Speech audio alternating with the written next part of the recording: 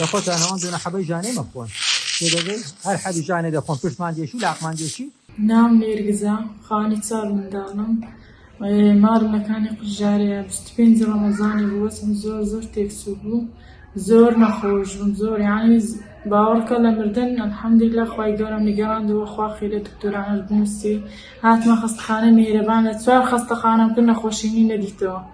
هات ما كن دكتور دليري الحمد لله نخوشيني نديتو عملياتي اللي بكردم ساكرتوبهم وبشت بناي خواي قولو والأويش خواي قولو جزاك خيري بياتو إن شاء الله من اللي مردن رزقار كرت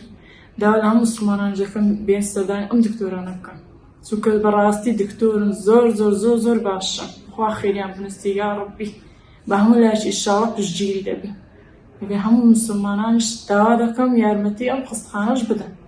دس خوجهم دكتورة كانش سركوتم دكتور دليشينش أهني بالسمساكة أو سمساكة أو سنة أو كنبو سمساكة أو كنكية يعني أوبن سيربو سمساكة أو خير ما كردوا سمساكة أو كنبو هذا بيني أو برنس أو برنس أو كنبو سمساكة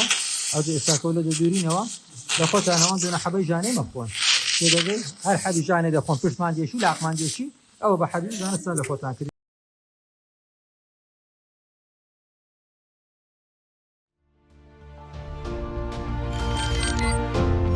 میهرەبانی دڵسۆزی و لێزانی